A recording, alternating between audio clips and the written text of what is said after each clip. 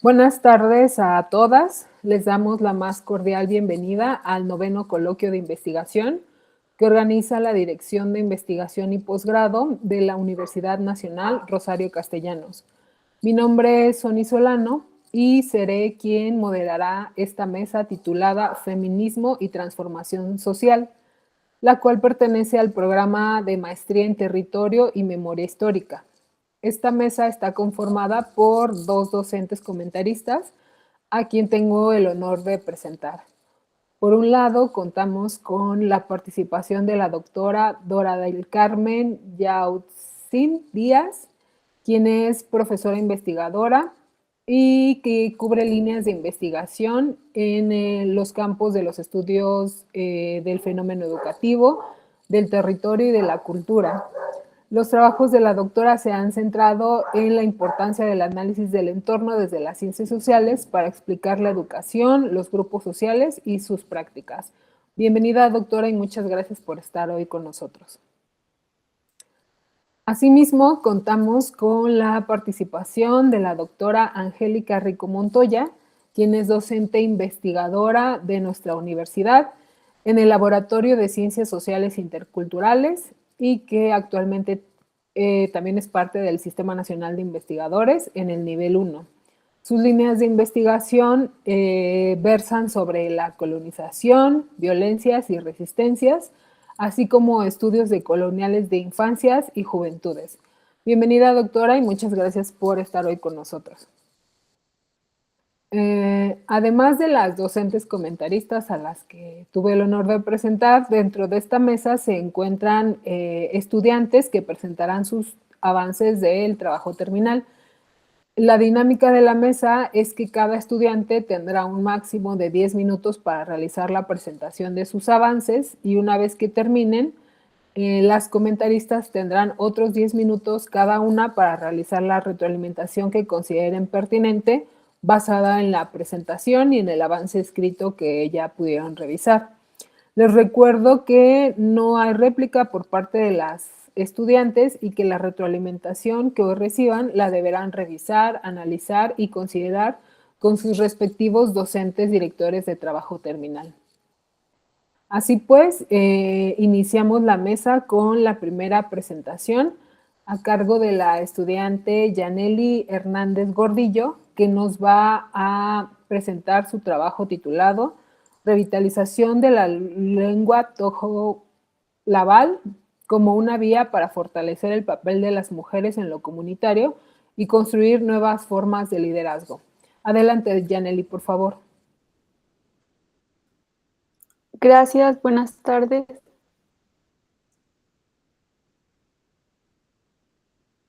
Ahí ya se ve. Sí.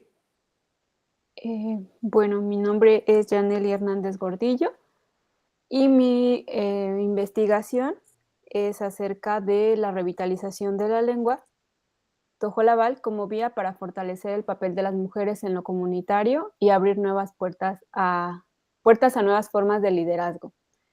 Esto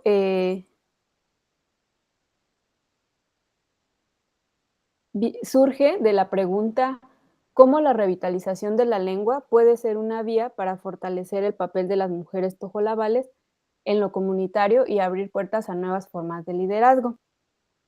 Esta inquietud viene pues de un poco de mi historia personal y de la labor que he estado ejerciendo en los últimos años con trabajo con mujeres en comunidades indígenas. Yo soy de Comitán, Chiapas, y de profesión soy diseñadora de la comunicación gráfica.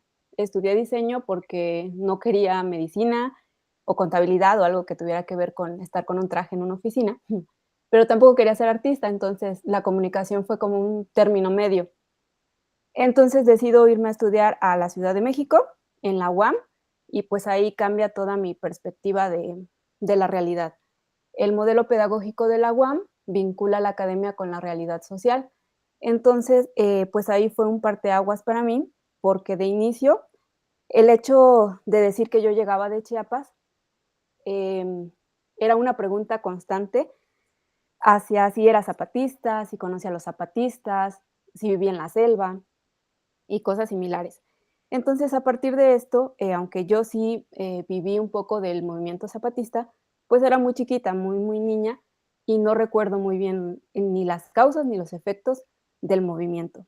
Fue a partir de ahí que empiezo a investigar y a estudiar acerca del movimiento zapatista y a descubrir un poco de la historia y de la identidad cultural de Chiapas y, por consiguiente, de mi propia identidad.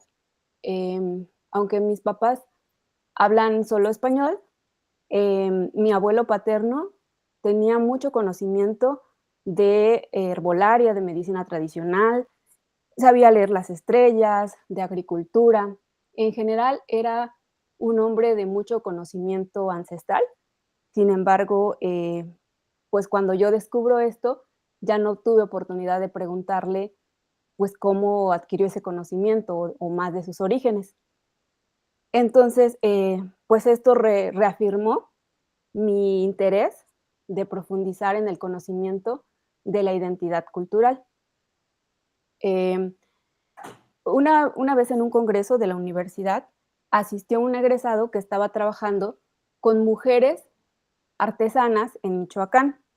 Entonces, conectar nuestra profesión con el trabajo de campo fue como una revelación para mí y a partir de ahí, pues yo decido ejercer mi profesión en trabajo de campo. Y es así como yo regreso a Chiapas y empiezo a trabajar con asociaciones civiles que a su vez trabajan con mujeres en comunidades para apoyarlas en proyectos productivos. Estas imágenes son parte de ese trabajo que desarrollé con las asociaciones. Mi labor fue en la parte de documentación, de elaboración de manuales, de diseños, herramientas y materiales que les servía a las mujeres para estos talleres de capacitación. Todo esto se desarrolló en los Altos de Chiapas, en San Cristóbal de las Casas. Entonces, pues yo ahí empecé como a idear cómo replicar este modelo que estaba funcionando de mujeres en colectivo, tejiendo red, pero a la meseta Comiteca Tojolabal, que es de donde soy originaria. La comunidad Tojolabal, el 90% de esta población se concentra principalmente en los municipios de Las Margaritas y Altamirano. Y entonces, pues es un territorio bastante extenso y la población no se concentra en un solo punto, sino que está dispersa en todo el territorio. Entonces, pues empecé a considerar la otra posibilidad, que es Comitán. Comitán es una zona urbana, pero de alta migración tojolabal, por la colindancia que tiene con las cañadas de las comunidades tojolabales. Entonces, siguiendo con el trabajo con asociaciones civiles, a través de talleres, capacitaciones, eventos, yo empiezo a conocer mujeres que están en Comitán, que han migrado y que son tojolabales. Muchas de estas mujeres que migran a la zona urbana de Comitán han permanecido al servicio de la sociedad dominante con trabajo doméstico, mal remunerado, e identifico que son víctimas de violencia y discriminación.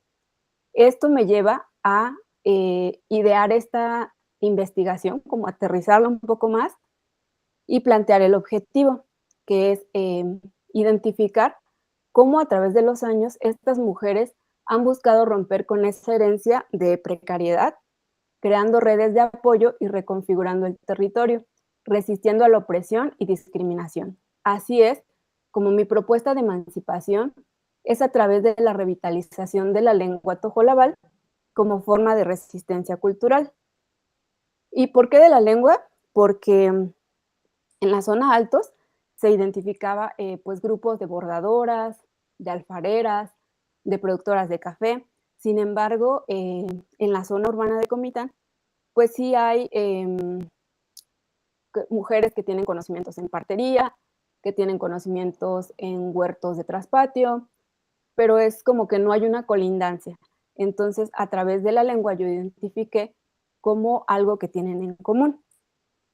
Entonces, investigando, indagando un poco acerca de la revitalización lingüística, conozco a la Fundación ProEP Andes, que ellos están en Bolivia, pero centran sus esfuerzos de revitalización lingüística desde el núcleo familiar, ya que consideran el papel de las mujeres como crucial para la transmisión cultural. Y es a través de este modelo de revitalización lingüística de la FUNPROE que traslado mi trabajo de investigación, ya que al promover herramientas de liderazgo y organizadas en colectivo, las mujeres tejen redes para reconstruir un territorio cultural propio dentro de la ciudad, desafiando la hegemonía occidental y generando espacios de reconocimiento.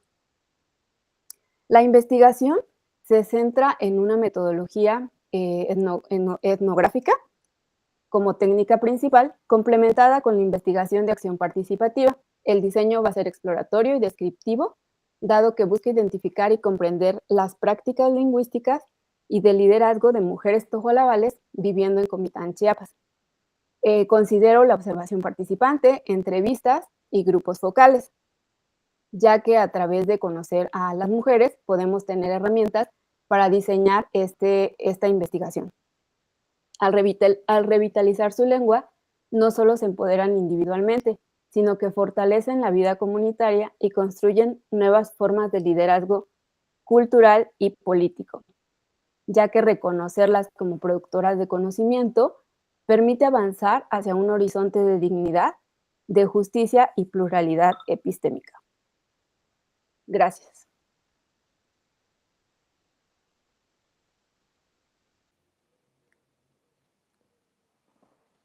Muchas gracias, Yaneli, por tu presentación y comenzamos con la ronda de retroalimentaciones. Doctora Dora del Carmen, por favor. Hola, buenas tardes, Yaneli. Siempre es un gusto escuchar trabajos o presenciar propuestas que están ligadas a nuestra historia, a nuestras raíces, y bueno, la forma en la que tú nos compartes cómo llega a ti esta idea, partiendo de tu historia, de la memoria familiar, pues me parece doblemente meritoria, porque ¿quiénes seríamos sino nuestra propia historia, no? Todo lo que traemos atrás.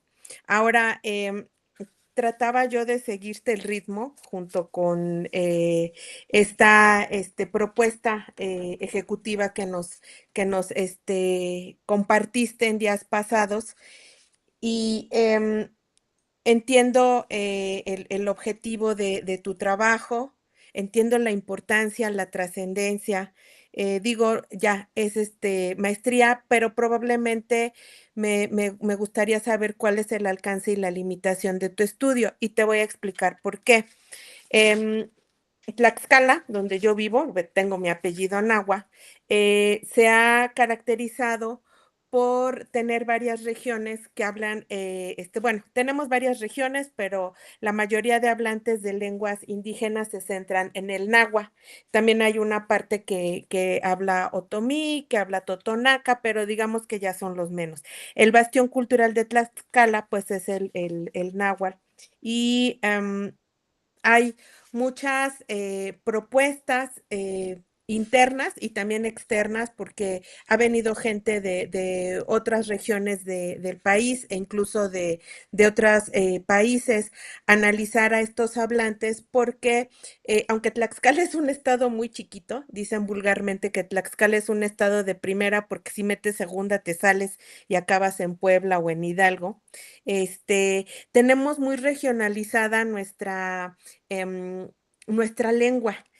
Tan así que hay municipios que hablan el náhuatl, y hay otros municipios que dicen, no, es que los de Teolocholco no lo hablan, los meros meros somos los de Contla. Y si tú vas y les dices a los de Contla, te dicen que los de Santana no la hablan bien y que ellos son los del náhuatl antiguo o del mexicano antiguo. Entonces, bueno, te contextualizo para llegar al meollo. Cuando uno trata de, como tú que has centrado tu trabajo de investigación en la lengua y en las mujeres, de repente, bueno, esto ya me es familiar, encuentro que está muy bien, pero la idea, probablemente tú sí la tengas muy clara, pero en el papel y en tu exposición me quedaron algunas dudas. Mira, cuando tratamos de trabajar este rescate, esta resistencia cultural que desde luego provee el lenguaje originario de nuestros pueblos. Hay estrategias como muy marcadas. Digo, a mí no me sorprendería que tú dijeras, yo voy a hacer algo completamente diferente. Esto que revisaste de los Andes me parece muy bien, porque siempre trabajamos así, hacemos paralelismos viendo qué hacen en otros lados y eso nos nutre y robustece nuestra perspectiva del problema.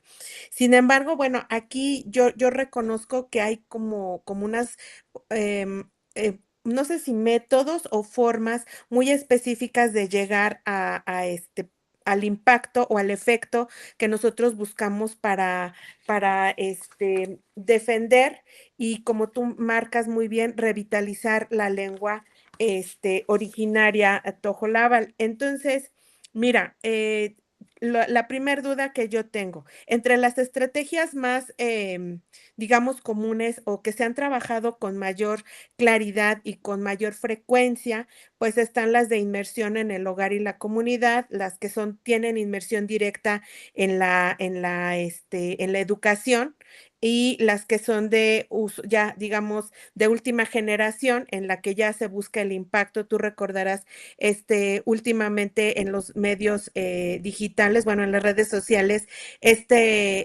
aplicación que creó una estudiante para hacer la traducción, no recuerdo de qué lengua originaria al español. ¿No? Entonces, bueno, uso de tecnología en medios. Entonces, son generalmente esas tres. Mi pregunta es aquí, ¿cómo vamos a dirigir a este grupo de mujeres? O más bien, esta inmersión que se va a hacer en la comunidad va a ser a través de colectivos en educación, o bueno, más bien, vamos en orden, de colectivos en comunidad, es decir, tu inmersión va a ser a través de grupos familiares, de cómo se va pasando generacionalmente conocimiento de la lengua, o si hay nueva creación de ambientes lingüísticos como este ejemplo que te platico aquí de los ayuntamientos, o si en todo caso, bueno, pues hay actividades comunitarias que promueven, que eso sí pasa mucho en los pueblos porque pasa en todas las regiones de nuestro país y eso es maravilloso, ¿no? El calendario litúrgico, las festividades, algunas prácticas culturales que se hacen para mantener viva la lengua y donde generalmente, o bueno, seguramente tú ya has visto estos liderazgos femeninos que tú buscas registrar y que tú buscas analizar. Si lo vas a hacer en educación, bueno, pues sería a través de esta producción de lingüistas o quizás en la creación de materiales, ¿no? Por ejemplo, esto que se hace en muchas comunidades, de hecho, yo recuerdo hace 4 o 5 años se creó por primera vez aquí en Tlaxcala el famoso archivo de la palabra, donde todas estas variantes del náhuatl fueron registradas, conversaciones, poesías, mitos, leyendas, muchas cuestiones que son parte identitaria y que promueven el arraigo cultural a nuestra propia tierra. Y por último, bueno, si la inmersión va a ser con mujeres, pero se va a utilizar la presencia digital o el uso de medios, ¿qué es el producto que al final vamos a encontrar? Entiendo todo, los objetivos para mí son claros, el problema está identificado. Cuando tú hablas del problema, tienes muy bien evaluado que vas a identificar las prácticas, que vas a explorar cómo esas prácticas fortalecen a la comunidad, vas a comprender estas motivaciones personales, pero te digo, entonces hay que centrarnos en algo ¿sabes para qué, Yaneli? Para que tú no te llenes de mucho trabajo, porque de repente es tan ambicioso y tan importante tu trabajo que no quisiéramos que te rebase el tiempo y recuerda que tenemos que ir muy ajustados al calendario de la maestría. Entonces, esto puede suponer que si lo dejamos muy abierto, no nos va a dar tiempo concluir con todo. Entonces, bueno, no es como tal una observación, sino más bien una sugerencia, todo esto que he compartido contigo en estos minutos, el que tú puedas centrarte en un campo muy específico de dónde vas a dirigir esta inmersión y el producto que tú vas a obtener. Claro, tú ya nos explicaste muy bien, el marcaje teórico, la metodología y algo que me parece esencial desde la ética de la investigación de las ciencias sociales, el no hacer el extractivismo cultural, sino volver a las mujeres coautoras del proceso, ¿no? Y con ello, coinvestigadoras contigo, que me parece supremamente importante. Entonces, bueno, pues yo dejaría aquí mi intervención. Simplemente, bueno, pues felicitarte nuevamente. Hay claridad en el diseño de tu problema, en lo que tú quieres hacer. Ya nada más hay que un poco encauzar hacia dónde nos vamos a dirigir en esta metodología para que no te llenes de trabajo innecesario y no de repente te rebase tantísima forma que tú buscas analizar y no sepamos por dónde entrarle ni por dónde salirle. Yo dejo aquí mi comentario y muchas felicidades, Janely. Un tema por demás pertinente, de corazón, de familia y de memoria nacional. Gracias. Muchas gracias, doctora, por sus comentarios. Continuamos con la doctora Angélica Rico, por favor. Muchas gracias, Janely. Pues felicidades, también coincido con la doctora Dora, que es un trabajo muy, muy importante a nivel epistemológico, a nivel teórico, a nivel metodológico. Yo sí he trabajado con las mujeres zapatistas de hace casi 30 años, con las jóvenes, más bien celtales y tzotziles y choles, justo las tojolabales no, pero me encanta, ¿no? Me encanta y ya, ojalá podamos seguir en contacto después. Cuando yo leí el título de tu trabajo, sí me pregunté, ¿ella va a hacer la revitalización? ¿Ella va desde dónde? ¿No? Pero me encantó que empezaras justamente a posicionarte desde el principio y que nos dijeras desde dónde te estás posicionando, tanto ética, política y epistémicamente, porque eso nos permite saber que sí, ¿no? Que sí tienes herramientas para hacer este trabajo y para justamente generar procesos participativos con las mujeres de esta región comiteca, ¿no? De las tojolabales. Hay mucho material, creo que además del trabajo, revisión teórica, a nivel teórico, creo que hay mucho material que hacer. Retomar, yo creo que sí es importantísimo las leyes revolucionarias de las mujeres zapatistas, que son sus leyes revolucionarias.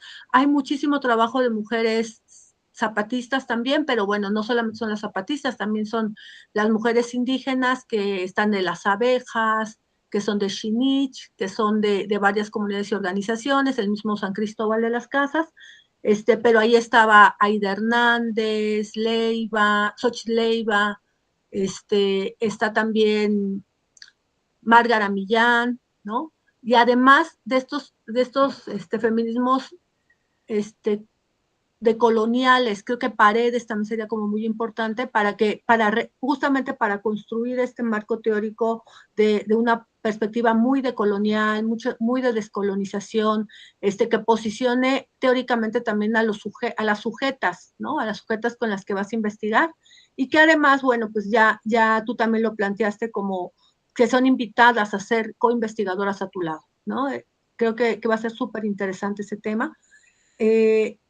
Pienso que justo tu tema de subjetivación, que le dice reivindicación, hay colegas aquí con las que hemos trabajado mucho en el Laboratorio de Ciencias Sociales e Interculturalidad de la UNRC, de que va mucho más de la revitalización, va a reivindicación de demandas, ¿no? Una reivindicación que implica una subjetivación política, un reconocimiento de las mujeres como sujetas sociales, históricas, políticas, que van, porque tristemente, pues en nuestro contexto, son estos contextos tanto de violencia como los que se viven en Chiapas y en todo el país, a las mujeres se les ha visto como víctimas, ¿no?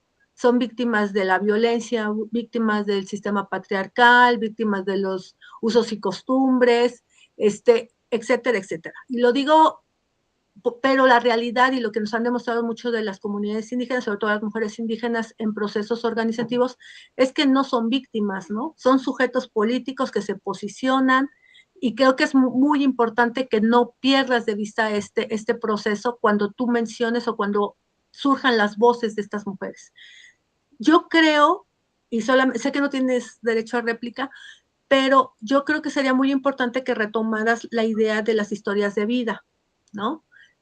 Cuando hablas de etnografías, está bien la etnografía para reconocer contextos, procesos históricos, colonialismos, y a partir de estrategias como las entrevistas dialogadas, podría haber las historias de vida. Lo digo porque justamente hay que reconocer primero si a las mujeres les interesa revitalizar su lengua, ¿no? Si a las mujeres, ¿por qué salieron de sus comunidades? Quizá, ¿no? Quizás donde ahí, quizá no.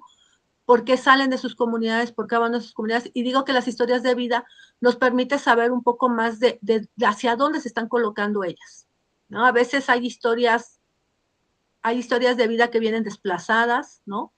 Hay historias de vida que salen huyendo de sus casas, hay historias de vida donde no pueden seguir estudiando y buscan dónde estudiar, buscan dónde trabajar, buscan.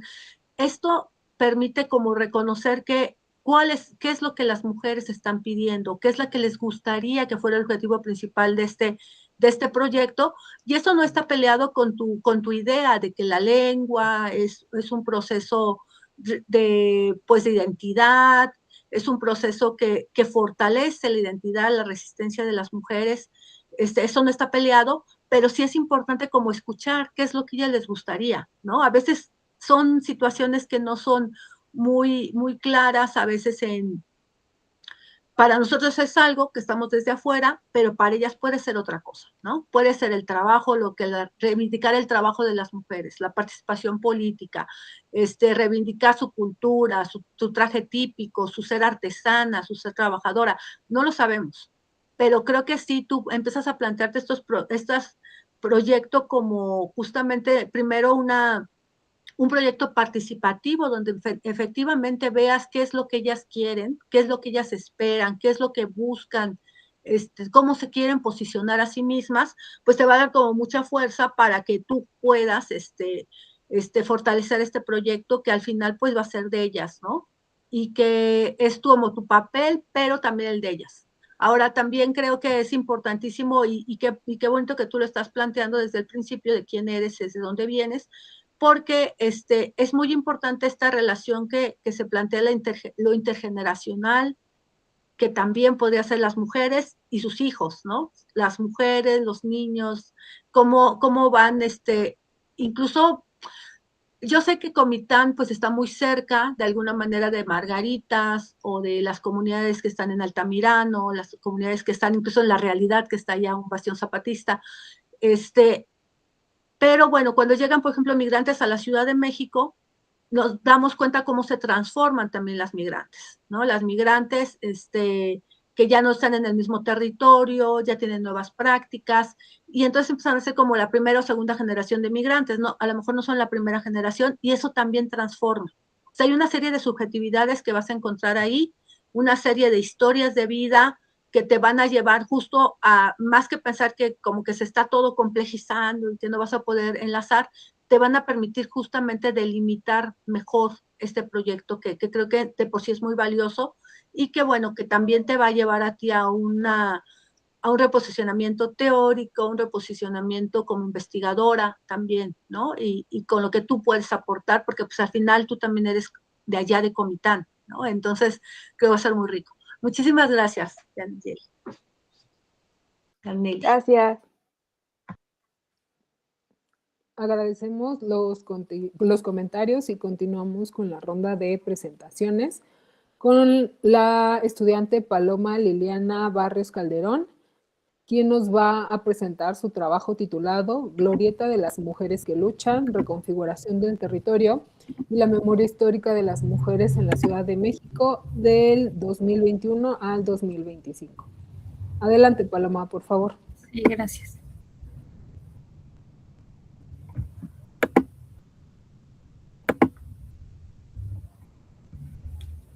¿Listo? ¿Ya se ve?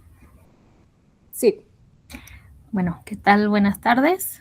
El tema de mi investigación es la glorieta de las mujeres que luchan, reconfiguración del territorio y la memoria histórica de las mujeres en la Ciudad de México del 2021 al 2025.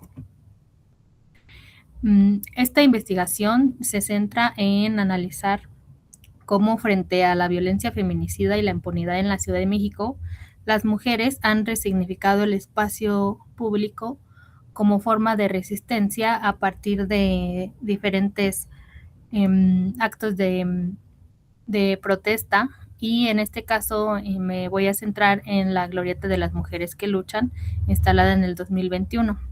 Esto partiendo de un supuesto en el que veo este acto como un acto de ocupación territorial que propone nuevas narrativas históricas donde las mujeres se visibilizan como sujetas políticas activas, ya no como pasivas o como víctimas, sino como mujeres de resistencia y pues que tienen propuestas y enfrentan el estado de emergencia en el que nos encontramos. Así, a partir de la Glorieta de las Mujeres que Luchan, la razón por la cual investigar precisamente este tipo de manifestación es que representa un acto de memoria histórica, de resistencia y de denuncia social permanente y constante contra la violencia contra las mujeres, la cual nos ha dejado pues cifras alarmantes como en el 2021 966 casos de feminicidio, o en la primera mitad del año del 2024 70 feminicidios, ¿no? Y como lo podemos ver en la gráfica, en diferentes años, del 2020 al 2024, pues vemos que las cifras son iguales, ¿no? 72, 82, 72, 76, y así llegando, pues, lamentablemente a normalizar o a acostumbrarnos a vivir pues, en un estado de emergencia en el que nos tenemos que estar cuidando, ¿no? Y aceptando esta situación.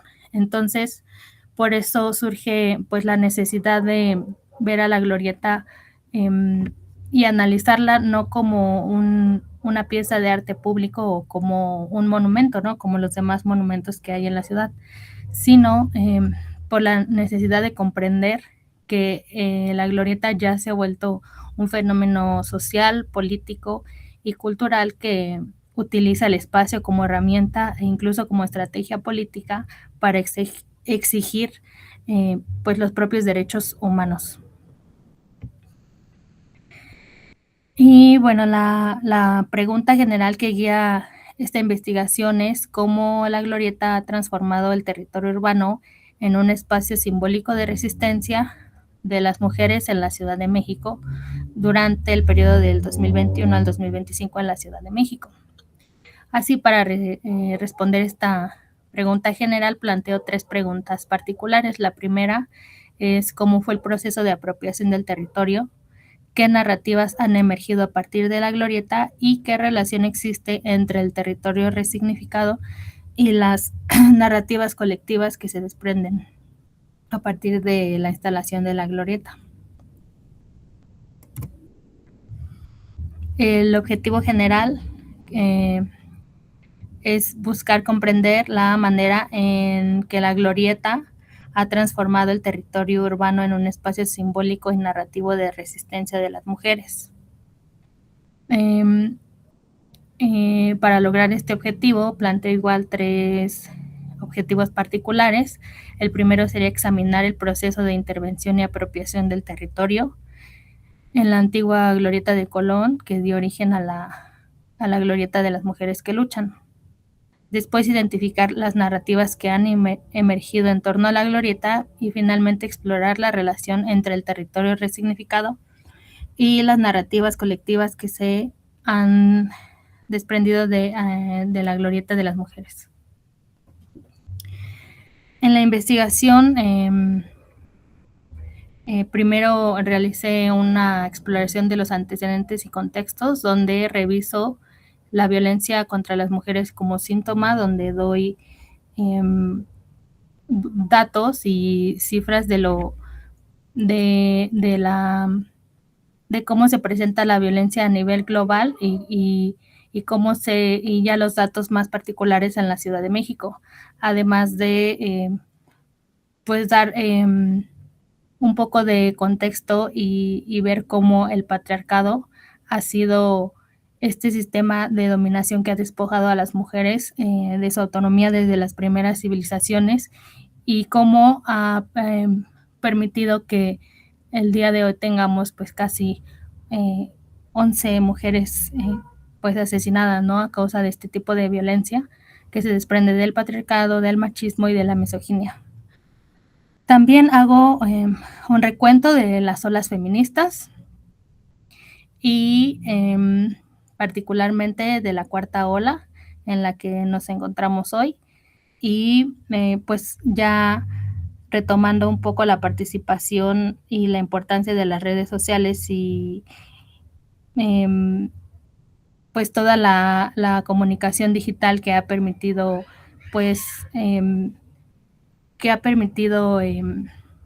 una mayor organización e influencia de otras luchas como pues el Me Too o el pañuelo verde, ¿no?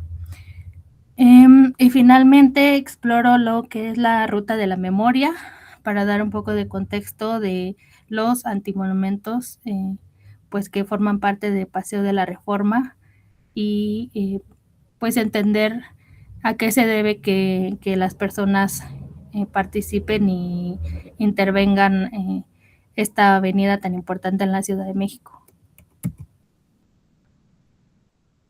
En el marco teórico se retoman ideas de autoras como Silvia Monzón, Rita Segato, Alicia Barabas y Maurice Holbox y Pierre Nora, para entender cómo la glorieta es una práctica de resistencia y construcción de memoria y reapropiación simbólica del territorio frente a la violencia patriarcal y a la omisión del Estado, ¿no?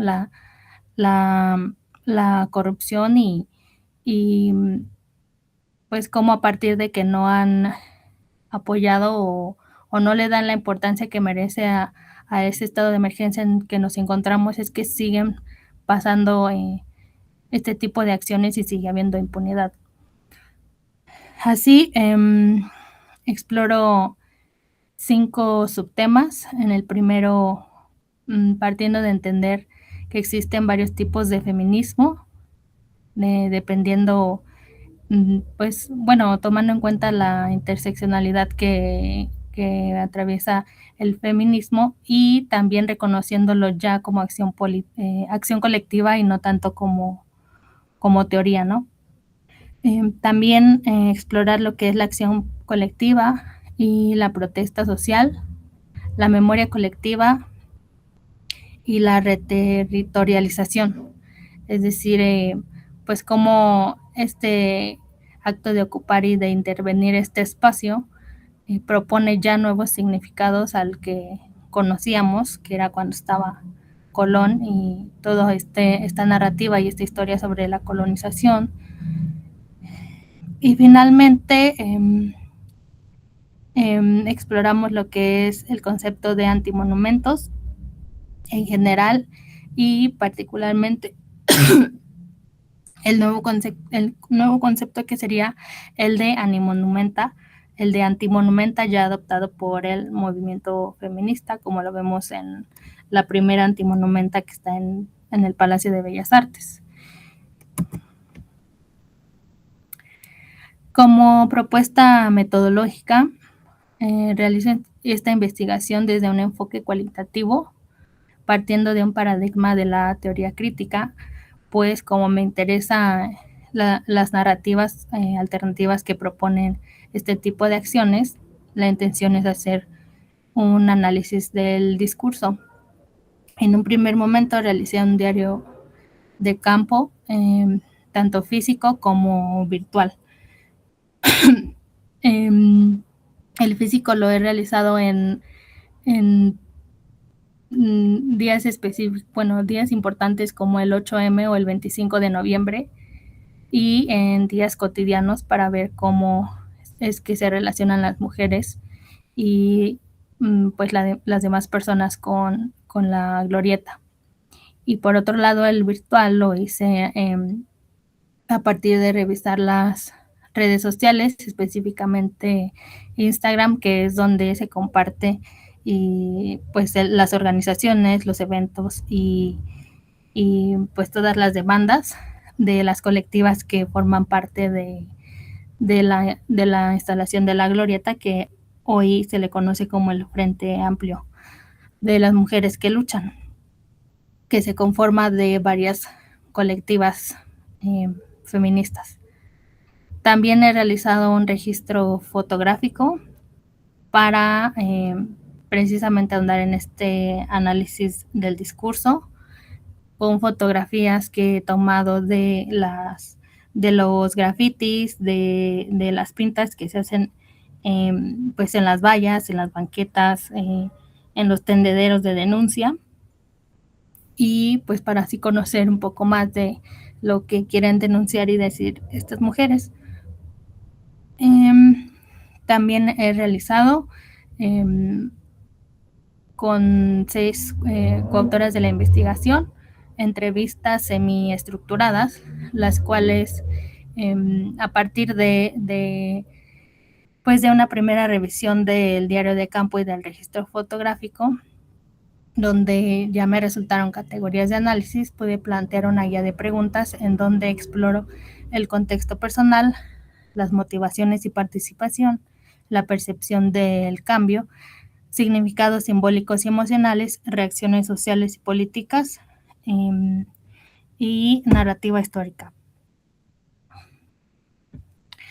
A partir de esto, con lo que ya he trabajado desde el diario de campo y desde las entrevistas semiestructuradas, he planteado una propuesta capitular en donde en el segundo capítulo ya pueda reescribir la ciudad, intervención feminista y disputa simbólica del territorio, que sería pues el primer objetivo de mi investigación, que es comprender cómo se ha dado este proceso de intervención del territorio.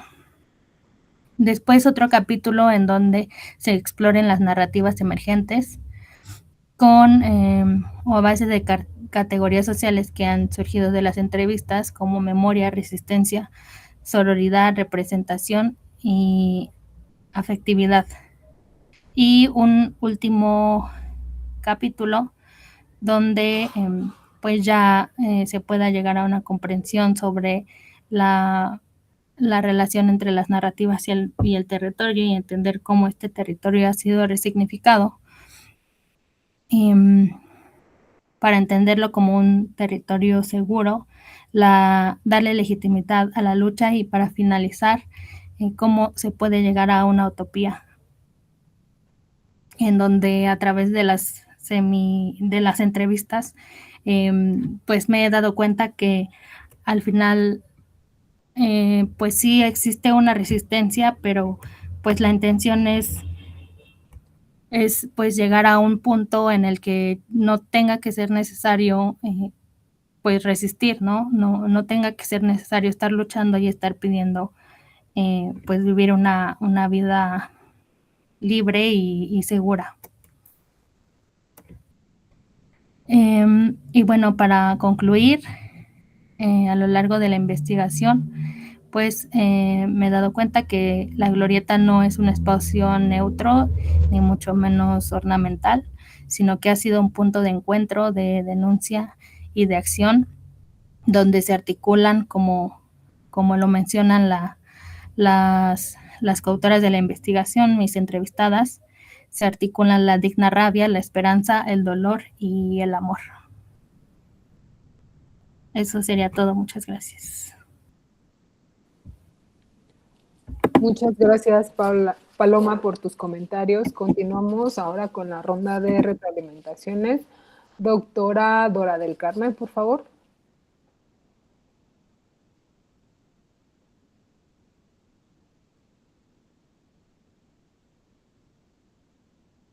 Su micrófono, doctora. Ay, perdón, Paloma, buenas tardes. Interesante el trabajo que propones. Podría decirte que hoy más que nunca las minorías pues ya han alcanzado este punto neurálgico donde se han expuesto en diversos niveles tanto simbólicos, abstractos y en este caso físicos, las condiciones, los clamores y las libres denuncias sociales de las que es parte tu esencial, tu proyecto de investigación. Em, Me parece muy bien lo trabajado, pero hay unas cosillas, unos detalles mínimos que creo podrían colaborarte. Primero quiero entender que lo que tú planteas es un objetivo general acerca de un monumento, en tanto parte del espacio público, en tanto cómo ese objeto o cómo este monumento puede configurar los eventos históricos de los que tú ya nos hablas, bueno, de los que forma parte o la idea, la historia del monumento, ¿no? Las madres buscadoras, las denuncias, la violencia estructural hacia la mujer, etcétera, etcétera. Eso está más que entendido. Hay un monumento que configura esos eventos, esas figuras, los valores de la mujer actual, de la sociedad, ¿no? A qué se le da prioridad y a qué no. Y sobre todo, cómo este monumento conecta a una comunidad con un acontecimiento. Ahora, mm, nos presentas más bien aquí mi duda o quizás una aportación que pueda colaborarte, es que casi todo lo que tú has configurado como tu apartado teórico está muy ligado a la teoría feminista, pero hemos dejado de lado toda la conceptualización y la idea de bueno, no toda, sí has mencionado algunos autores acerca del territorio y el espacio público, que es precisamente a donde va a dar, porque le estuve dando vueltas a tus objetivos mientras explicabas y me regresaba. Dije, a ver, a lo mejor yo estoy entendiendo mal a Paloma y al final me va a funar porque va a decir, no, pues no es lo que quiero hacer. Pero mira, te cuento desde mi muy escasa, escueta y debilucha experiencia. Este, para que nosotros podamos hacer un trabajo así, con esta idea de narrar la perspectiva social acerca de un monumento que en realidad es nuevo. Es decir, no hay tanto arraigo como con el Ángel de la Independencia, Chapultepec y otros elementos del palacio. Es más, si tuviéramos en este momento que preguntarle a los habitantes de Ciudad de México cuáles son los georreferentes, o decir, a ver, ¿qué monumento histórico representa la Ciudad de México? Pues seguramente ahí saldría Bellas Artes, la calle Madero, la Torre Latino, la Catedral, Palacio Nacional. Es algo que está anclado en la memoria, que supone años de lucha, de resistencia, de movimientos sociales, de muchas cosas, ¿no? Y creo que conviene a tu proyecto. Muy bien, la teoría feminista me parece pertinente desde donde parte, los datos que nos compartes, pero esa es la historia que hay detrás de la razón por la que se erige el monumento. Pero me parece que necesitamos robustecer la parte del espacio público y del territorio. Ahora te cuento, para que nosotros podamos establecer una relación con esta narrativa histórica, con estos símbolos, físicos compartidos, pues necesitamos un poco escudriñar en algunas teorías.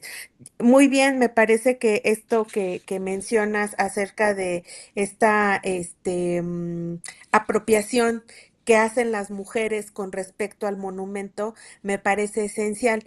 Pero tendríamos que hacer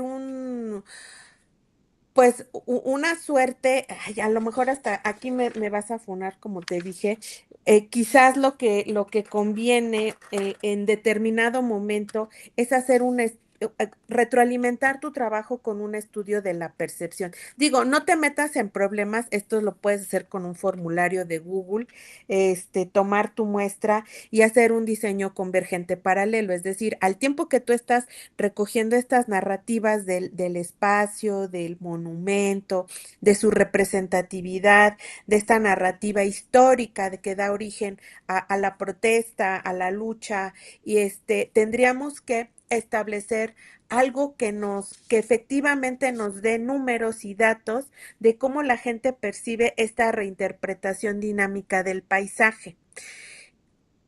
Esa puede ser una. Ahora, la otra, que es un tanto, también que nos puede ayudar, es una cartografía social, donde la gente efectivamente demuestre que para ellos ese monumento, de las mujeres que luchan representa algo y que haya ahí un indicador de la evocación que tienen las personas. Es decir, a ver, cuando usted ve ese monumento, ¿qué piensa? Pues algunos te dirán, no, pues para mí no es nada, paso por acá todos los días. Pero seguramente dentro de tus entrevistados o entrevistadas, entrevistades, sí habrá alguien que te dice, no, es que allí vienen el 8 de marzo, o cada vez que hay manifestaciones por hallazgos de fosa clandestina o porque desaparecen mujeres o simplemente por el hartazgo social, van y se plantan allí. Pero eso es algo que tendríamos que medir. eh, Ay, perdóname, Paloma, pero pues sí creo que lo tendríamos que medir con datos.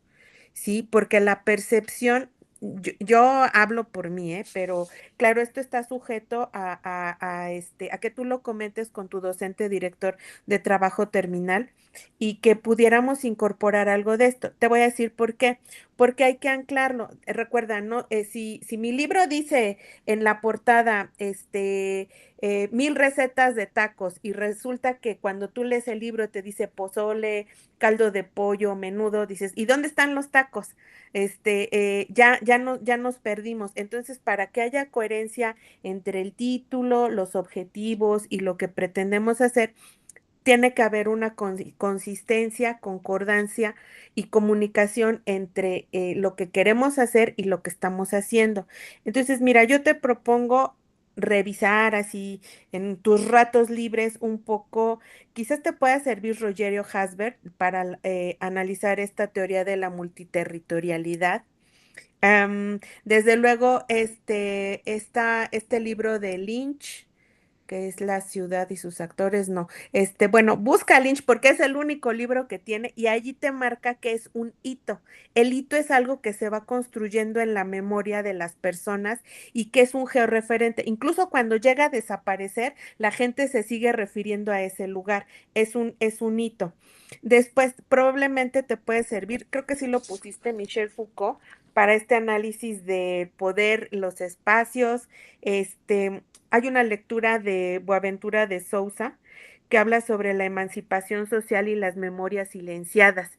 Y esto lo podemos vincular a esta teoría del territorio y el espacio público, que probablemente te colabore para dar esta explicación y que ahora sí vayamos bajando en la congruencia de esto. Lefebvre es, digamos, como que el teórico clásico del espacio público. De hecho, hay una teoría, no sé qué tanto te pueda colaborar, del ritmoanálisis, que ya fue de hecho un trabajo póstumo, se publica después de que fallece Henry Lefebvre, lo publica su esposa y su colaborador. Ay, qué raro, ¿no? Bueno, la idea es que es un trabajo que no se tradujo hasta hace como 15 años y está muy bueno porque te habla precisamente de cómo algo en el paisaje, en el espacio, tiene sus diferentes ritmos, sí, que el ritmo alude a una cuestión de repetición. Y probablemente esto te ayude a explicar, ay, ya me estoy anticipando a los resultados, pero si alguien te dice, para mí no significa nada, pero alguien te dice, el 8 de marzo, ahí están todas las mujeres protestando, gritando, pintando, exigiendo, demandando. Entonces, hay un ciclo que se cumple en la cotidianidad, hay una temporalidad de ese monumento, pero hay una ruptura que es ahí donde interviene estos elementos del ritmo análisis del EFEP, donde dice, no, el 8 de marzo, ahí está lleno de mujeres, ¿no? Y eso va construyendo el hito alrededor de este hito de Lynch, alrededor de un monumento o de un espacio público. Y no sé qué tanto que te colabore también este teórico de los no lugares, Marc Auger, que trabaja esta frecuencia igual para decir, bueno, si es algo que me es familiar, me es propio, me es me es algo donde hay arraigo, donde hay un territorio sin meternos como con este rollo tanto del espacio, pero buscar este significado de un monumento. Y bueno, yo ahí le dejo así para ya no enredarte, pero espero que bueno, esto que he hecho no lo tomes como un regaño ni como una crítica mala. Más bien, quiero colaborarte. Me parece que tu trabajo es importante en la explicación de esto que vamos construyendo colectivamente a partir de una lucha que tenemos, pues yo diría que de unos años, no, pues de toda la vida, ¿no? Esta estructura, esto que hablaba Galtung, ¿no? Las estructuras sociales de la violencia y de cómo se han perpetrado muchas cuestiones en el afán de normalizar y naturalizar muchas cosas que pues de hecho están mal, ¿no? Y que, bueno, si se le dio si se cede, si se ha utilizado y apropiado este espacio público, pues desde luego que esta historia que tú propones a través de la teoría feminista, claro, se tiene que contar, pero también tenemos que contar la historia del territorio, del paisaje, del espacio público y de cómo vamos ahora sí a ir tejiendo estas narrativas con esta lógica del espacio público, la memoria, el paisaje y la colectividad. Bueno, yo ahí dejo mi intervención para no aburrirlos y bueno, espero que ver ya el trabajo terminado. Me parece que va a ser muy emocionante de leerlo y muchas felicidades, Paloma. Gracias, doctora, por sus comentarios. Continuamos con la retroalimentación de la doctora Angélica Rico, por favor. Bueno, muchas gracias, Paloma. Bueno, ahorita justo estamos en una UCA con Paloma, entonces me conozco este trabajo. Muy interesante tu trabajo. Claro, es un resumen muy chiquito el que nos presentan, doctora Dora, pero justamente ya Paloma ya va muy avanzada con este trabajo. Pero creo que es bien, bien interesante lo que te sugiere la doctora Dora, Paloma. O sea, yo nada más estoy de AUCA, no soy ni siquiera su directora, ojalá fuera. Pero es un trabajo que vienes realizando justo con las mujeres desde hace mucho tiempo atrás, ¿no? O sea, realmente las que tomaron el espacio, las que construyeron el antimonumento, las que están hablando y dialogando contigo, pues son estas mujeres que irrumpieron en el espacio. Y entonces eso hace como una riqueza bien interesante para empezar a hablar ya ahora sí de co-investigación. Coincido con Foucault, ¿no? El hablar de esta biopolítica. Al final, creo que además de que tú trabajas el tema desde la visión feminista o desde la perspectiva feminista o de estudios de género, pues sí sería importante agregar esta visión que propone la doctora Dora sobre la memoria, ¿no? La pedagogía de la memoria, los sitios de memoria, los antimonumentos. Hay mucho trabajo bien interesante en Argentina, en Chile, en Colombia, o sea que justamente frente a contextos de violencia extrema, contextos de dictaduras, se empiezan a construir antimonumentos, se empiezan a construir sitios de memoria para reivindicar a las víctimas, para no olvidar a estas víctimas, ¿no? Como un espacio de no olvido, pero también justamente para construir, a lo mejor incluso hablar de paz, ¿no? Una paz no, como dicen, no es una paz en ausencia de guerra, sino una paz verdadera que constituya, que regrese la dignidad a las víctimas, que promueva otras formas de equidad, de convivencia, esta utopía de la que tú hablas, Paloma, y que justamente me gusta mucho el trabajo de Paloma por esta mirada que va de la violencia, va de la situación de dolor, ¿no? Que estamos o que vivimos muchos, y después nos llevas a las posibilidades de esperanza, ¿no? Ella dice, no, yo no me quiero quedar en esto, quiero decir hacia dónde vamos, ¿no? Hacia dónde van las mujeres, hacia dónde vamos generando propuestas de utopía, ¿no? Y créeme, los pueblos indígenas también dicen lo mismo, no les gustaría estar en resistencia, pero están en resistencia porque no les dejan otro camino.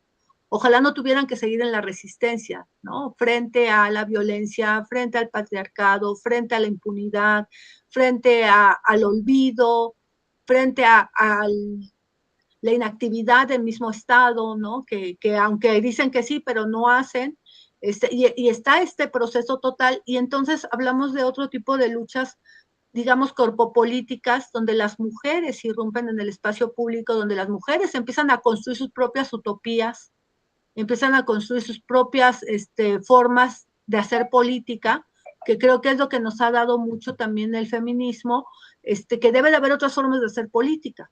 O sea, no hay, o sea, ya no podemos estar esperando en tomar el poder, transformar las cosas desde la estructura, sino que justamente es irrumpir en el espacio público como una manera de decir, estamos aquí, estamos construyendo autonomías, estamos cuidándonos, estamos generando redes de solidaridad, estamos construyendo, incluso haciendo conceptos políticos, epistémicos, y creo que es justamente en este proceso en el que tú estás, ¿no, Paloma? Y en el que vas hacia donde va tu tesis, en construir conceptos, en construir reivindicaciones, en hablar de estas luchas corpopolíticas, estas luchas que se posicionan en territorios también, y que fíjate que yo a partir de escucharte, no ahorita, insisto, he conocido en esta UCA, conocí tu trabajo,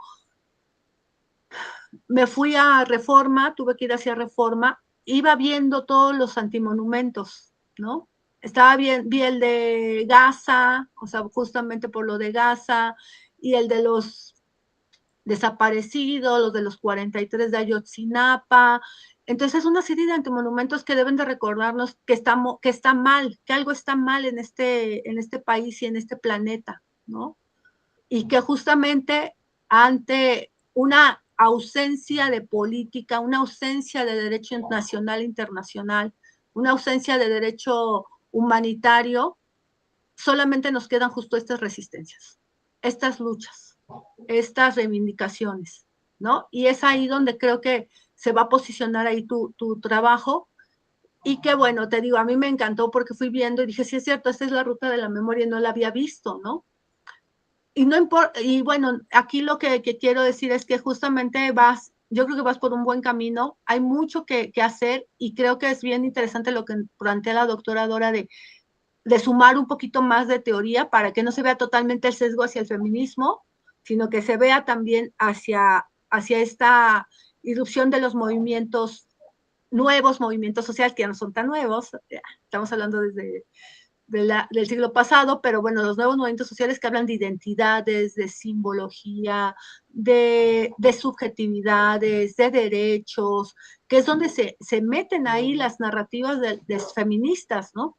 Pero no solo las narrativas feministas, las narrativas indígenas, las narrativas del espacio, la pedagogía de la memoria, los estudios del pasado reciente, que hay muchísimo trabajo en Colombia. En Colombia trabajan murales, trabajan sitios de memoria, hacen museos, ¿no? Hasta los informes de paz, ¿no? Pues los hacen en justicias restaurativas. Hay una serie de conceptos, Paloma, que puedes ir como retomando para justo fortalecer tu marco teórico, que no se ve el sesgo hacia lo feminismo solamente, pero en sí tu trabajo etnográfico me parece que está muy interesante, tus entrevistas y sobre todo estas categorías de análisis que desde que la conocí en la UCA, pues te dije, me encanta la digna rabia, ¿no? Me encanta estos conceptos y estas categorías de análisis sociales que has ido construyendo con las sujetas, que creo que dan muchísima esperanza también, ¿no? No solamente hay dolor, hay amor, esto con lo que tú terminaste tu presentación, y bueno, pues muchas felicidades. Y aquí estamos para lo que se ofrezca. Muchas gracias, doctora, por sus comentarios. Y cerramos con la última presentación a cargo de la estudiante Melissa Romero Palacios, quien nos va a presentar su trabajo titulado Intersecciones entre arte y feminismo en la historia de México en el siglo XX, exploración de representaciones y movimientos. Adelante, Melissa, por favor. Hola, ¿qué tal? Buenas tardes. Bueno, primeramente me presento y voy a compartir mi pantalla. Un momentito. Soy... A ver, ¿qué lo había yo? Un momentito.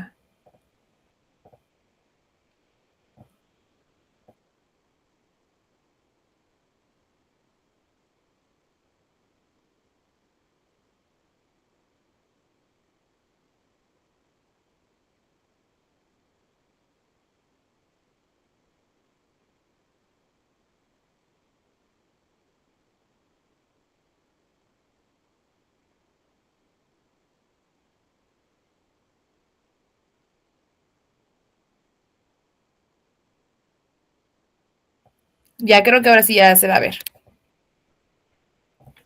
Sí, ya se ve. Okidoki. Ahí va. Ya quedó. Bueno, me voy a presentar, soy Melissa Moreno Palacios. Soy licenciada en filosofía, entonces se van a dar cuenta de eso, ¿no? Bueno, primeramente, mi trabajo se llama Intersección entre arte y feminismo en la historia de México en el siglo XX, la exploración de la representación y los movimientos.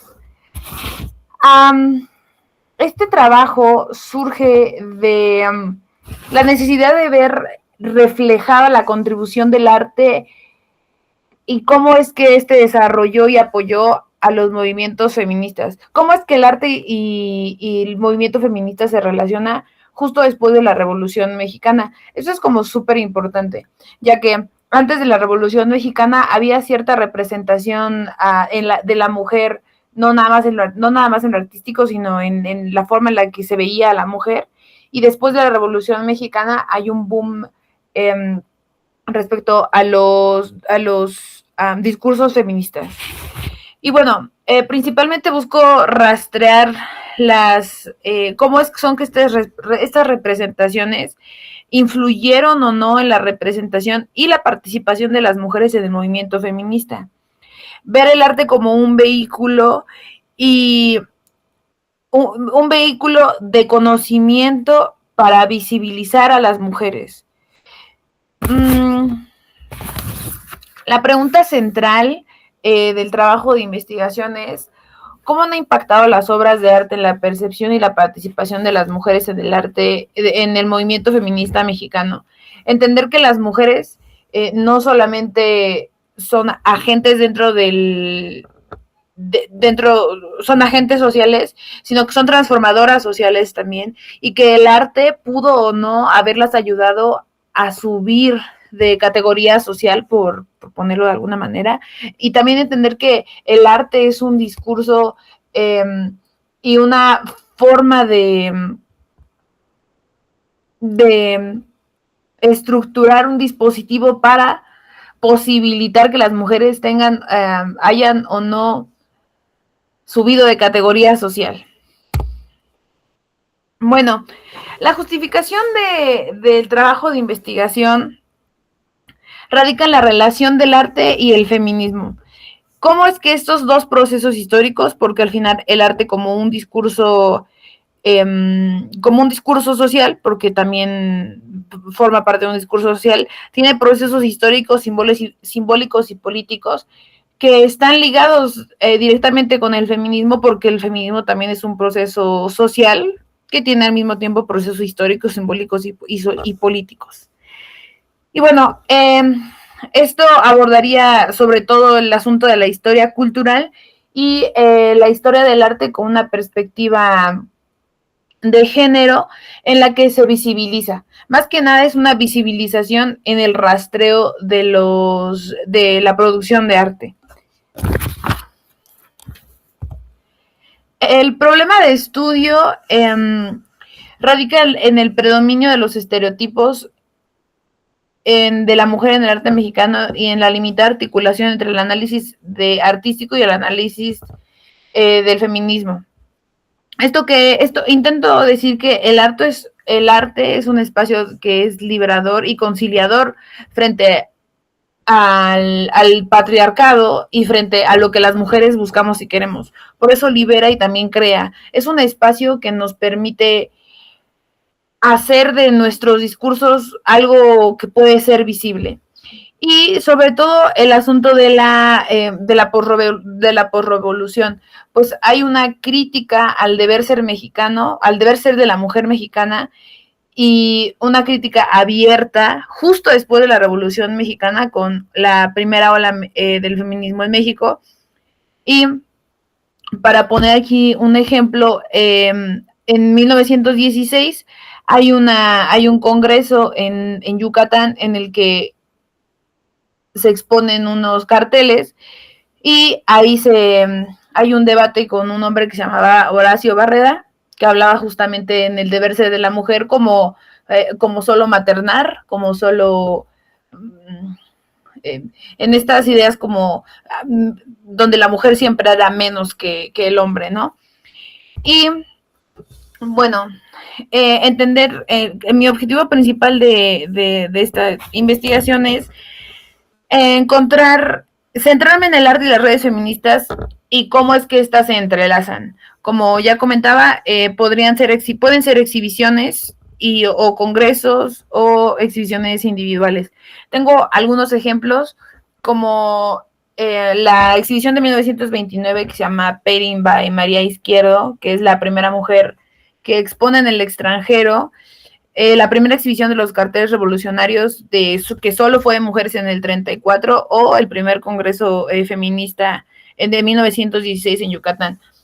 Aunque esto parece como en la temporalidad como muy largo, en concreto no hay tanta exposición de arte feminista. Son muy pocos trabajos los que hay alrededor del feminismo y de la lucha feminista en la posrevolución o en el siglo XX, que es como el espacio temporal donde yo quiero trabajar. Bueno, mi propuesta metodológica es una propuesta cualitativa, centrada sobre todo en examinar las representaciones y el discurso feminista, su surgimiento y su evolución. Esto también surge porque mi tesis de licenciatura fue que se llamaba La genealogía del feminismo en México. Y yo encontré que justo después de la revolución, justo por la Revolución Mexicana, el feminismo en México está posibilitado.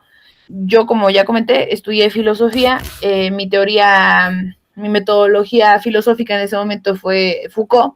Utilicé la arqueología de Foucault para rastrear como en qué momento esto había surgido, y esto es como lo que siguiera de ese primer trabajo, el surgimiento y su evolución.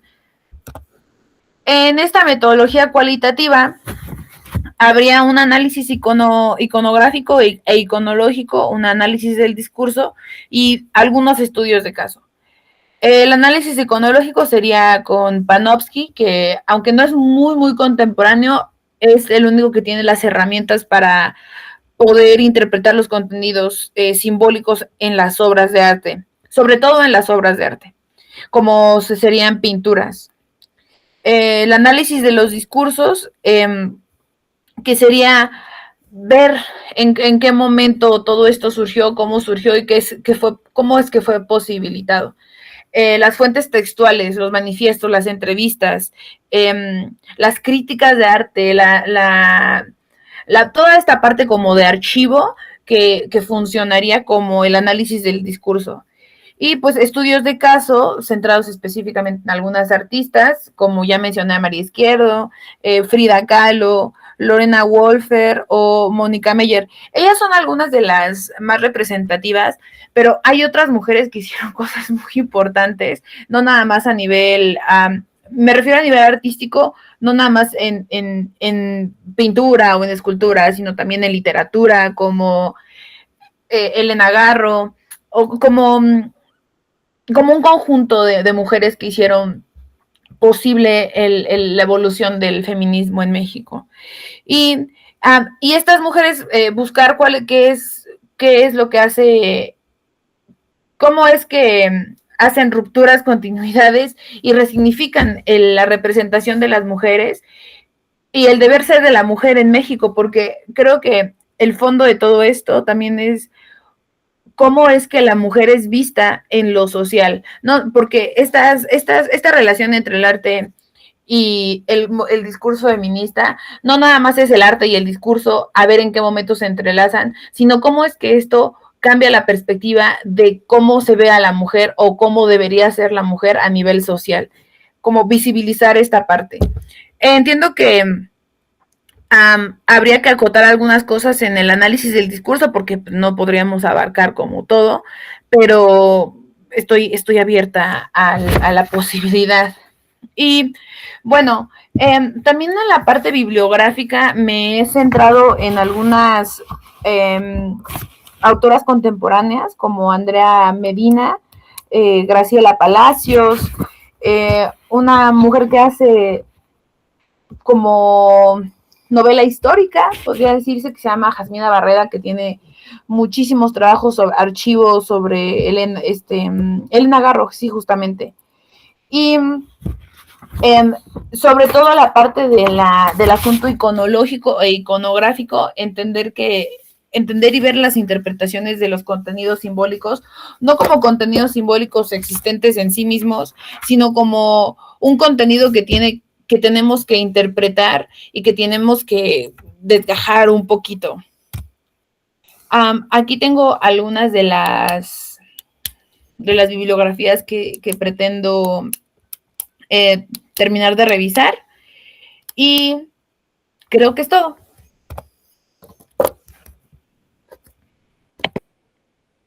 Muchas gracias, Melissa, por tu participación. Comenzamos con la última ronda de retroalimentaciones. Doctora Dora del Carmen, por favor. Muy interesante. Bueno, a esta mesa nos tocaron temas bien densos y bien interesantes.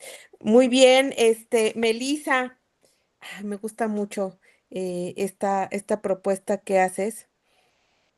Tengo aquí alguna duda. Bueno, no me vas a poder contestar, pero eh, este, si el tema es, mi duda es primero, si el tema es la mujer como productora, dado esto que nos comentas sobre lo que pretendes hacer sobre el análisis de la producción de Frida Kahlo, María Izquierdo y algunas otras mujeres artistas, o si el tema es la mujer, porque partiendo de allí, si el tema es la mujer o estamos hablando de la mujer como productora, pues ya tenemos como dos cosas bien diferentes, porque en el análisis de lo que se ha producido y también en el análisis de que el tema sea la configuración de la mujer, a partir de lo que otros producen, es decir, cómo es vista, pues entonces ya tenemos como dos aspectos. No irreconciliables, me parece que se pueden reconciliar en este capítulo, o sea, decir, bueno, las mujeres como productoras y las mujeres como tema, ¿no? Entonces, bueno, allí sería algo que me llama la atención o que probablemente pues yo no entendí o comprendí muy bien. Bueno, lo segundo, decías al principio que el arte analizado como un vehículo. Más que un vehículo, mi colaboración o la percepción que creo que podría ayudarte es ver que el arte es un dispositivo, ¿no? Un tanto esto que dice Giorgio Agamben del dispositivo, que es este conjunto heterogéneo donde se captura, se modela y se controla conductas, discursos, respuestas sociales. Me parece que este sería un concepto, el de dispositivo de Giorgio Agamben, sobre el cual podrías partir para complementar toda esta discusión acerca de el arte y el feminismo, ¿no? Después, un poco retomando esta serie de, pues, digamos, de comentarios que le hacía yo a Paloma hace un momento, un poco entiendo, tienes ya muy bien definidos tus objetivos, lo cual me parece muy importante. Ya hay una delimitación muy importante en cuanto al problema, en cuanto al objetivo general y a los objetivos y a las etapas que tú ya propusiste para tu investigación. Sin embargo, así como para ponerle la cereza del pastel, considero que dentro de lo que tú nos propones como discusión para tu metodología, este análisis iconográfico e iconológico, me parece que todavía lo puedes superarte a ti misma. Bueno, hay un libro que se llama Homo Videns, que hizo Giovanni Sartori. Claro, él lo hace a partir de la televisión, pero en el primer capítulo él conceptualiza esto que se llama la comprensión del mundo a través de lo que se ve. Entonces, me parece que esto podría colaborar mucho para explicar la forma en la que es vista la mujer a través de este dispositivo, de este vehículo, dices tú, que es el arte.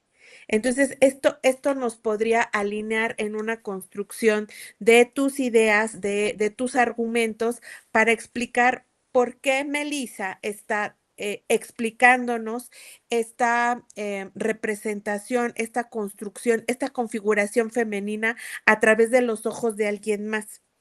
Y te cuento por qué es importante esto, porque en esta representación que se hace, claro, históricamente hay una visión de cómo era la cotidianidad de esa mujer. Hace algunos años, hay varios años, como 20, me invitaron a dar una conferencia a la zona militar de aquí de Tlaxcala, a la 23 zona militar, y me dijeron, oiga, hable de la mujer, porque era el 8 de marzo, empezaban no fue un 8 de marzo, fue en otra fecha, todavía no era como emblemático el 8 de marzo. Bueno, te cuento, era la configuración de la mujer, era por la Revolución Mexicana, y entonces querían hablar de las Adelitas tlaxcaltecas, Carmen Morales y Carmen Huerta, y pues algo que me llevó a hablar de qué hacían y cómo eran vistas las mujeres, pues fue ver qué consumían esas mujeres de la época, posrevolucionaria. Y pues sopas que me fui encontrando en el INA y con mis vecinos, porque yo estoy en ciencias de la educación y mis vecinos son los de filosofía y letras, pues me encontré un trabajo estupendo donde un historiador narraba lo que se había encontrado en las haciendas pulqueras del estado de Tlaxcala, porque la lectura y el arte no eran para todos, eran solo para las mujeres que tenían dinero, que tenían poder o un marido poderoso en todo caso. Entonces me encontré con que los libros recurrentes, la recreación de las mujeres de la época, aparte del bordado y el tejido, y de rezar y de cocinar para el marido, pues era las que podían y sabían era leer. Y pues me encontré que lo que leían pues eran temas eminentemente católicos, tenían que ver con la educación religiosa y también tenían que ver con sobre todo para las mujeres casadas, el cómo, ay, ni me acuerdo del autor, pero bueno, el cómo educar a una señorita para ser una señora. Y yo dije, ¿what?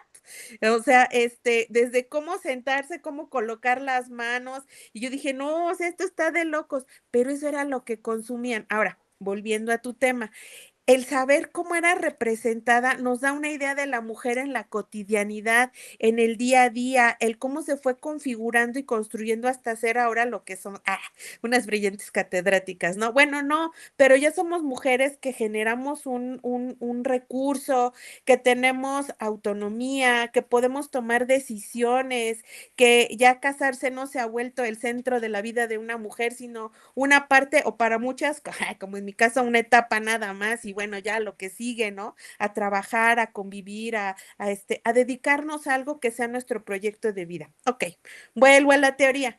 Esto es importante y esto te lo puede explicar Giovanni Sartori. Te lo puede explicar también este libro de Guy Debord de la sociedad como espectáculo. Y te voy a decir, porque es un teórico que se ha se ha recuperado mucho ahora por las redes sociales, el Instagram y todo lo que demuestre que la vida es color de rosa y que todo mundo vive mejor que uno, que consume cosas más padres que uno, más caras, más fancies. Pero tiene un capítulo donde él habla de la vida como representación y la relación entre personas mediatizada por las imágenes. Ese capítulo te va a servir a ti, Melissa, para decir, claro, pintaban a una mujer, pero la pintaban así porque ese era el concepto y la construcción que tenían de la mujer. Casi todo lo que te vas a encontrar probablemente en el análisis iconográfico te va a remitir en buena medida o en una gran proporción al arte sacro. Que digo, es un tema recurrente, claro, ya si nosotros entramos en profundizar, como es tu disciplina, las humanidades, la filosofía, entiendo, pues tú ya vas a tener entonces esta relación entre el ser y el parecer, lo que parecía que se pintaba, pero lo que en realidad quería decir el autor. Y bueno, en esta, ahí ya que andamos con las recomendaciones, te puede servir también la primera parte. Lo demás, pues es como la iconografía relatada, este maravilloso y fabuloso libro de Humberto Eco, Historia de la Belleza. ¿Sí? Que la belleza al final es un tema subjetivo, donde imbrincan muchas cosas que de repente parece que no son tan reconciliables, pero que para uno dice, ay, esto está re feo, pero en realidad para mucha gente alrededor del mundo la belleza era otra cosa diferente dependiendo de la etapa histórica. Eso te puede nutrir enormemente esta percepción que tú buscas hacer. Y hay un libro de Pierre Bourdieu, que es el uso social de la fotografía. Ok, vas a decir, no, pero lo mío no es la foto. No, te va a servir creo que es el capítulo 2, donde él habla nuevamente de esta percepción a través de la vista. Cómo interpretamos lo que vemos a través de la observación, ¿no? Y cómo la interpretación varía dependiendo de quién observa y su contexto. ¿Sí? Entonces lo que a nosotros nos puede parecer, ay, qué cuadro tan bonito de Frida Kahlo, pero cuando tú conoces la historia de una mujer que se la pasó postrada, que era engañada, vulnerada y todo lo demás, dices, ay, no, o sea, es una oda al dolor, al llamado al auxilio, ¿no? Pero desde luego, esto tú ya lo tendrás que descubrir un poco. Espero que estos comentarios te abonen, te apoyen, te ayuden y que también como con tus compañeras, como con Yaneli, como con Paloma, pues estaré más que dispuesta a leer el trabajo terminado. Muchas felicidades, un tema muy interesante, Melissa. Muchas gracias, doctora. Cerramos con los comentarios de la doctora Angélica Rico, por favor. Sí, muchas gracias. Bueno, Melissa, pues también me sumo a las felicitaciones. Me parece muy, muy interesante este tema, igual que como comenta la doctora Dora. Esta intersección que haces del arte y la revolución, bueno, no es la revolución, es el arte y la historia de México.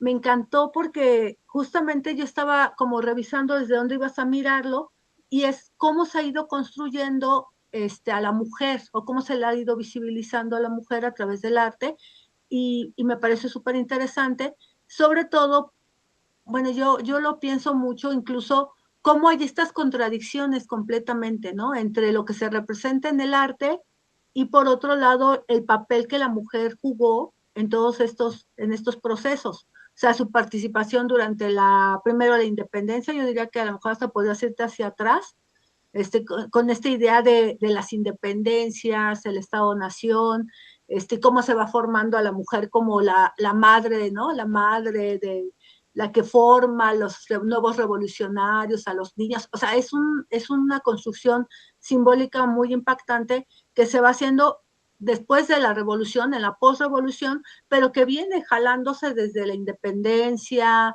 desde, bueno, las luchas de independencia con José Ortiz de Domingos, que es la que más se conoce, pero bueno, había muchas mujeres, después con las leyes de reforma y después con la revolución, con las Adelitas que también comenta la doctora Dora, y que bueno, de pronto desaparece, ¿no? parece que se reconfigura, se olvidan de esta lucha de las mujeres, de esta que tomaron las armas igual que los hombres, que se fueron a la revolución igual que los hombres, que lucharon por la independencia igual que los hombres, y sin embargo después resulta con que es, no, regresamos a la casita, al espacio doméstico, no hay voto, o sea, el voto se da hasta el 1953, cuando justamente eso creo que irrumpe muchísimo en la propuesta feminista, empiezan a darse cuenta que a pesar de la lucha, y a pesar de todas el trabajo que han venido realizando históricamente las mujeres,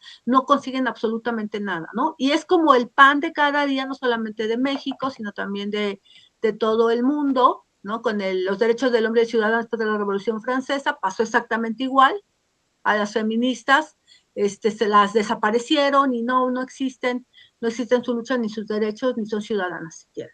Creo que esto va a ser bien interesante cómo tú lo vas a ir bordando a través de justamente la historia, la representación gráfica, y me estoy yendo mucho a la parte de historia porque creo que es muy importante como que afiances primero esa visión histórica y de esta contradicción que se va dando a nivel artístico o en la representación gráfica o en la representación artística, digamos artística, porque como tú bien dices, no solamente se da a nivel de la pintura o de la escultura, sino que se da también en la literatura, se va dando en muchos aspectos de la vida, ¿no? O sea, pienso en Rosario Castellanos, o sea, que da a pie, y justamente hoy en la mañana estamos platicando de ese papel de Rosario Castellanos, la feminista, la comiteca, que trabajaba con pueblos indígenas, y que cuando a muchos nos preguntan, cuando estamos en otros lugares o participamos con colegas de otros países, ¿quién es Rosario Castellanos? Nadie conoce a Rosario Castellanos, ¿no? Y bueno, pues y justamente la universidad parte en ese sentido mismo, de reivindicar a una mujer que se oponía también a este tipo de situaciones, a una Sor Juana Inés que tuvo que ser parte del clero, pues para poder tener acceso a la escuela y a educarse y a escribir y a publicar, ¿no? sus escritos de alguna manera, y creo que por ahí va a ser bien interesante cómo tú vas construyendo, vas de lo histórico a lo feminismo, a las luchas, a lo político, a la representación. Y bueno, yo sí quisiera, justo yo he hecho estos temas de revisar la historia, porque yo trabajo con maternidades zapatistas. Bueno, y te voy a decir por qué te lo digo, Melissa. Justamente con el movimiento zapatista, hay muchísimos proyectos y hay muchísimas literatura que habla de las mujeres zapatistas, pero no hablan de las mujeres madres zapatistas. No hay literatura de mujeres madres zapatistas. ¿Por qué? Pues porque a las feministas no les interesa mucho el tema de la maternidad, justamente por romper con esto que tú vas a revisar, ¿no? Pensando que se habla mucho en muchos discursos feministas de que la maternidad es una de las lugares donde se aprisiona a la mujer y se le ocupa su cuerpo y tal, o sea, ¿no? Desde el sistema patriarcal. Lo digo porque no me gustaría que cayera solamente en esa parte, ¿no? Sino que justamente miraras también los feminismos, el feminismo liberal que critica mucho la maternidad como un sistema patriarcal, pero también hay otros feminismos, como los feminismos indígenas, los feminismos decoloniales, los feminismos negros, que cuestionan justamente esta visión liberal donde dejan fuera a las maternidades. O sea, el hecho de ser madre no te hace menos revolucionaria, no te hace menos feminista, no te hace menos activista, ni menos inteligente para ser catedrática, como decía la doctora Dora, y a veces se cae en eso en algunos estudios de corte muy feminista, sobre todo del corte liberal, ¿no? Y que sé que te vas a enfrentar a eso muy seguramente cuando empiezas a hacer la revisión histórica, pues decir, es que solamente se veían las madres, ¿no? Solamente se les veía como procreadoras y no como creadoras, no como activistas, no como políticas, sí, pero eso no le quita el papel político y la importancia de la maternidad también. O O sea, la maternidad, otra forma de ser madre. Hay madres que son revolucionarias, hay madres que son políticas, hay madres que son activistas, hay madres que son feministas. Entonces, como que justamente para que no caigas en ese estigma o en ese estereotipo, que también puedes caer del otro lado, porque realmente así ves históricamente y dices, oh, y solamente nos veían así, o solo nos representaban de esta manera. No hablan de las Adelitas, era la que seguía al revolucionario. No, eran las revolucionarias, ¿no? Eran también mandos, eran también quien tomaba el arma, era también quien estaba haciendo decisiones políticas. Entonces, por ahí sería como mis sugerencias. Realmente la doctora te dio una serie de ¿cómo se llama? Mucha bibliografía que me parece súper interesante, que también la apunté para revisarla. Estos dispositivos, ¿no? De Foucault también, creo que es muy importante. Creo que es muy importante hablar de esta violencia simbólica hacia las mujeres, pero sobre todo mirar y bordar, creo yo, la parte histórica con el arte y realmente cuál es el papel de las mujeres en estas luchas y qué era lo que estaban obteniendo. O sea, porque es súper triste ver que tanta lucha, tanto trabajo, como dices, en Yucatán ya se estaba hablando del feminismo, y que se les dijera que son, o sea, el voto hacia el 53 fue en el momento que se les reconoció como ciudadanas, ¿no? Antes de eso eran solamente, tenían que tener un tutor hombre, el padre, el hermano mayor, el hijo, para tutorarla, ¿no? Para que fuera el tutor de esta mujer. Entonces, es ahí donde, bueno, pues hay una serie de violencias estructurales, políticas, y que tristemente podemos llevarlo hasta nuestros días con los proyectos de Paloma, con los proyectos de Yaneli, ¿no? De dónde estamos situadas como mujeres, dónde está la violencia feminicida, y dónde están estas prácticas violentas estructurales que nos sigue conformando como cuerpos que pueden ser violentados, como territorios de violencia, territorios de guerra, botín político, botín económico, botín de los militares y de los narcos, ¿no? Eso creo que va a ser muy interesante cómo lo vas llevando, pero sí te sugiero que desde ahorita ya empieces a revisar feminismos decoloniales, feminismo negro, feminismo, justo para no caer solamente en la estigmatización en contra de esa visión de la maternidad como construcción patriarcal, ¿no? Eso lo digo porque muy seguramente va a pasar. Entonces, pues muchas gracias, Melissa, pero excelentes también, coincido, me encantó esta mesa. Muy buenos trabajos, muy bien presentados, muy interesantes. Nos dan ganas de conocer, yo creo que todo su proceso y después leerlas, ¿no? A ustedes para citarlas también de nuestros trabajos. Gracias.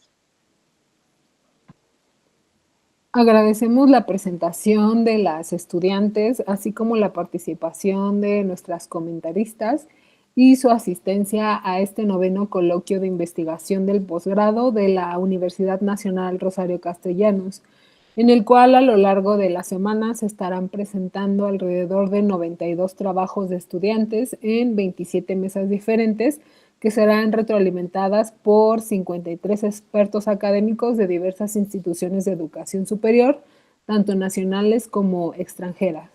Les reiteramos nuestro agradecimiento y que tengan una excelente tarde.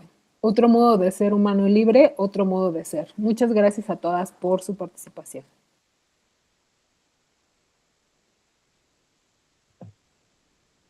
Gracias, hasta luego.